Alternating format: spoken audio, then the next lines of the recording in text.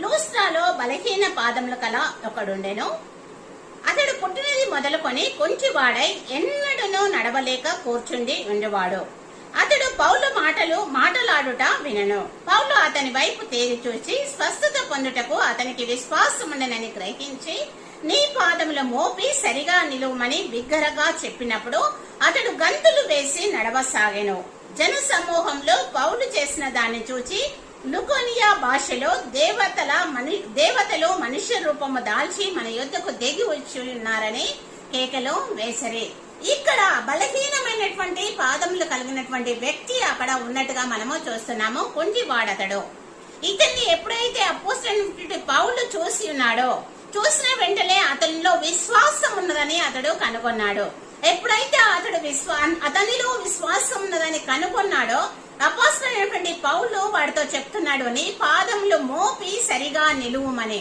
ఎప్పుడైతే అపోస్తలుడైనటువంటి పౌలు ఆ కుంటివాడితో ఆ మాట చెప్పి ఉన్నాడో, వెంటనే అతడు బిగ్గరగా చెప్పినప్పుడు అతడు గంతులు వేసి నడవసాగెను.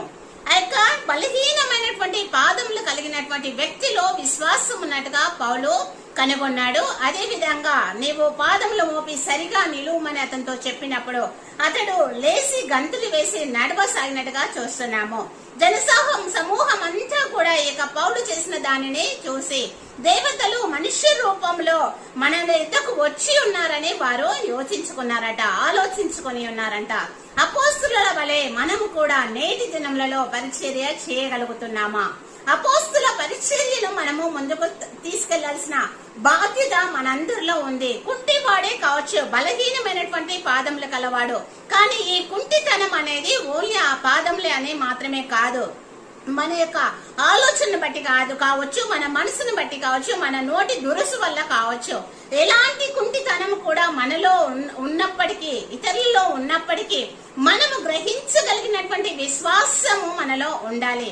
వారిలో ఉన్నటువంటి లోపాన్ని గ్రహించగలిగినటువంటి ఆత్మల వివేచన వరమును ప్రభువును మనకి ఇవ్వమని మనము దేవుణ్ణి అడగవలసిన వారమై ఉంచినాము. అపోస్తలుడైనటువంటి పౌలు చేసినట్టు వల్లే సేవలు చేయవలసిన భారము బాధ్యత మనందరి పైన ఉంది. దేవుడు ఖచ్చితంగా మనల్ని ఆ విధంగా ఆశీర్వదించినట్లుగా ప్రభు సన్నిధానంలో మొరపెట్టి ప్రార్థించి ఆత్మలో వివేచన వరము పొందుకొని ఈ లోకంలో అనేకులకు స్వార్థ ప్రకటించేటువంటి వారంగా ఉంటున్నట్లుగా మనందరము కూడా ఉందాము. దేవుడు ఆ విధంగా మనందరినీ కూడా దీవించి ఆశీర్వదించును కాక. సువార్త అనేది మనకు అప్పగించినటువంటి భారము బాధ్యత అయి ఉంటుంది. మన బాధ్యతను మనము నిర్వర్తిద్దాము. ఆమేన్.